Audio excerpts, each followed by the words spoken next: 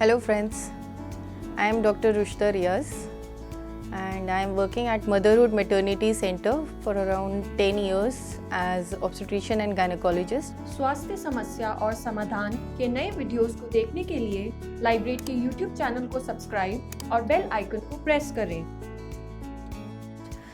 आज मैं आपके साथ एक बहुत इम्पॉर्टेंट टॉपिक पे डिस्कशन करना चाहती हूँ और बहुत ही कॉमन है ये फीमेल्स में। इसके लिए बहुत सारे क्वेरीज़ होते हैं, बहुत मिसकंसेप्शंस भी हैं इसके रिगार्डिंग। तो आज इसीलिए मैंने ये टॉपिक चूज़ किया है कि थोड़ा सा इसके लिए एक डिस्कशन कर लें कि जितने आपके क्वेरीज़ वगैरह हैं सब क्लियर हो जाए। तो let us discuss about white discharge, जो बहुत कॉमनली फीमेल्स में पाया जाता है।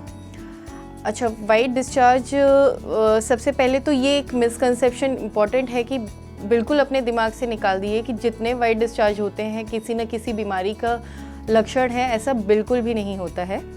वाइट डिस्चार्ज नॉर्मली होता क्यों है, उसकी वजह ये है कि जो फीमेल्स का वजाइनल रीजन है, वजाइनल रीजन हो गया या जो यूट्रस का माउथ है, सर्विक्स, वहाँ पे बहुत छोटे छोटे ग्लैंड्स होते हैं। उन ग्लैंड्स का काम ही यही होता है कि वहाँ से हमेशा सिक्रीशन होता रहे और सिक्रीशन होने की वजह से वो वजाइनल रीजन को मॉइस्ट रखे, ताकि मॉइस्ट होने की वजह से वहाँ पे इन्फेक्शन ना हो। आपने ये ध्यान दिया होगा कि बॉडी के किसी भी स्किन पार्ट में आपको अगर ड्राइनेस होती है तो वहाँ पे इचिंग होने लगती है। अब इचिंग होने की वजह से ऐसे ही नीचे भी अगर किसी फीमेल को ड्राइनेस होती है तो ड्राइनेस होने की वजह से इचिंग होगी और इचिंग होने के कारण बहुत इन्फेक्शंस पकड़ने का चांस होता है। इसीलिए ये इम्पॉर्टेंट है कि वजाइनल रीजन थोड़ा मॉइस्ट रहे। दूसरा रीज़न ये होता है कि वजाइनल रीजन में नेचुरली कुछ अच्छे बैक्टीरियाज होते हैं। अच्छे बैक्टीरियाज, उनका काम ये होता है कि कभी बाई चांस थोड़ा मोड़ा इन्फेक्शन आ जाता है, बैक्टीरियल या फंगल जैसा भी इन्फेक्शन, तो वो उन सिक्रीशंस के साथ वो हार्मफुल बैक्टीरियाज जो आ गए हैं उसको वॉश आउट कर दे।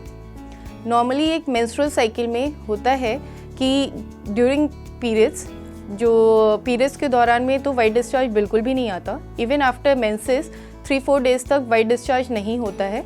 जैसे जैसे बॉडी में एस्ट्रोजन का लेवल बढ़ता है और फीमेल ओव्यूलेशन की तरफ मूव अप करती है, तो उस वक्त एस्ट्रोजन हार्मोन की वजह से वजाइनल डिस्चार्ज आना शुरू हो जाता है। और जैसे जैसे ओव्यूलेशन की तरफ, मतलब जब उसका एग रिलीज़ होने वाला होता है, तो वही जो वाइट डिस्चार्ज है वो एकदम वाटरी हो जाता है। दैट इज़ एब्सोल्युटली नॉर्मल, वो बिल्कुल भी एबनॉर्मल नहीं है। और जब एस्ट्रोजन का लेवल फॉल करने लगता है बॉडी में और प्रोजेस्टेरॉन का लेवल ग्रो करने लगता है, तो यही वाटरी डिस्चार्ज जो है, इसकी विस्कोसिटी थिन से थिक की तरफ होने लगती है। यही डिस्चार्ज गाढ़ा होने लगता है एंड फाइनली पीरियड्स के होने से 3-4 दिन पहले ये डिस्चार्ज बिल्कुल स्टॉप हो जाता है। और ये जो डिस्चार्ज का पैटर्न है बिल्कुल नॉर्मल पैटर्न होता है और किसी भी फीमेल में होता है, बिल्कुल नॉर्मल होना ज़रूरी है। अब अबनॉर्मल डिस्चार्ज जो है उसको हम पता कैसे करेंगे कि ये अबनॉर्मल डिस्चार्ज है। तो सबसे पहले तो अबनॉर्मल डिस्चार्ज जो होता है उसमें आपको नॉर्मली किसी भी डिस्चार्ज में कोई स्मेल नहीं आती, बट अबनॉर्मल डिस्चार्ज होगा तो सबसे पहले तो आपको वहाँ पे स्मेल आने लगेगी। स्मेल के साथ साथ नीचे जो जेनाइटल रीजन है, बहुत फीमेल को इचिंग की कंप्लेंट रहेगी, लोअर अब्डोमिनल पेन रहेगा, लोअर बैक पेन रहेगा। इन्फेक्शन हल्का फुल्का है तो माइल्ड फीवर हो सकता है, और इन्फेक्शन अगर बहुत फ्लेयर अप हो जाता है, बहुत ग्रो कर जाता है, इन्फेक्शन ज़्यादा हो जाता है, तो उस केस में फ़ीवर बहुत ज़्यादा रहेगा उसको। इसके अलावा जो है डिस्चार्ज का जो टाइप होता है वो वाइट डिस्चार्ज की जगह पे उसका कलर भी चेंज हो सकता है। जैसे कि वो ग्रेइश वाइट डिस्चार्ज हो जाए, फ्रॉदी डिस्चार्ज हो जाए, या दही की तरफ फटा फटा सा डिस्चार्ज होता है जो कि फंगल इन्फेक्शंस में होता है, वो हो सकता है। या कलर में जैसे येलोइश डिस्कलरेशन हो जाए या ग्रीनिश डिस्चार्ज हो जाए, ये सब इन्फेक्शन की तरफ शो करता है। अब एबनॉर्मल इन्फेक्शंस की वजह से जो डिस्चार्ज हो रहा है, एबनॉर्मल डिस्चार्ज जो हो रहा है, वो होता क्यों है? तो सबसे इम्पॉर्टेंट तो रीज़न ही यही है कि इन्फेक्शन हो। इन्फेक्शन होने की वजह यही है कि अबनॉर्मल बैक्टीरियाज़ वहाँ पे ग्रो करने लग रहे हैं कि अब जो नॉर्मल बैक्टीरियाज़ हैं वजाइना में वो किसी भी वजह से कम हो जा रहे हैं या ख़त्म हो जा रहे हैं, तो वहाँ पे अबनॉर्मल बैक्टीरिया ग्रो करेंगे। अबनॉर्मल बैक्टीरिया ग्रो कर सकते हैं, फंगस ग्रो कर सकती है, प्रोटोजोअल इन्फेक्शंस हो सकते हैं, उसकी वजह से वाइट डिस्चार्ज अबनॉर्मल हो जाता है। दूसरा इन्फेक्शन जो है सेक्सुअली ट्रांसमिटेड इन्फेक्शन, जिसे यौन संक्रमण भी कहते हैं, हर्पीज़ इन्फेक्शन हो गया या वॉर्ट्स हो गए या सिफिलिस हो गया, ये सारे जो है अबनॉर्मल डिस्चार्जेस करेंगे। तीसरा ये रीज़न है कि बॉडी की इम्यूनिटी किसी भी वजह से डाउन होती है, चाहे वो कोई मेडिसिन यूज़ करने की वजह से हो, प्रेग्नेंट फीमेल्स में जैसे इम्यूनिटी डाउन होती है, या कोई भी ऐसा मेडिसिन यूज़ कर रहे हैं जिसकी वजह से इम्यूनिटी डाउन हो रही है, उन सब में इन्फेक्शन ग्रो करने के चांसेस होते हैं। अब इन अबनॉर्मल डिस्चार्ज को हम प्रिवेंट करने के लिए कर क्या सकते हैं? तो सबसे इम्पॉर्टेंट जो चीज़ है इसके लिए कि अपनी पर्सनल हाइजीन अच्छे से मेंटेन करें। हम जब भी आप वॉशरूम जाते हैं, टॉयलेट के लिए जाते हैं, तो आप नीचे के एरिया को खूब अच्छे से वाटर से क्लीन करने के बाद उसको अच्छे से किसी भी क्लीन क्लॉथ से या टिश्यू से ड्राई कर लें। इसमें भी इम्पॉर्टेंट ये है कि कोई भी सेंटेड टिश्यूज़ आपको यूज़ नहीं करना है, हमेशा नॉर्मल टिश्यूज़ यूज़ करेंगे और नीचे के एरिया को अच्छे से ड्राई करेंगे।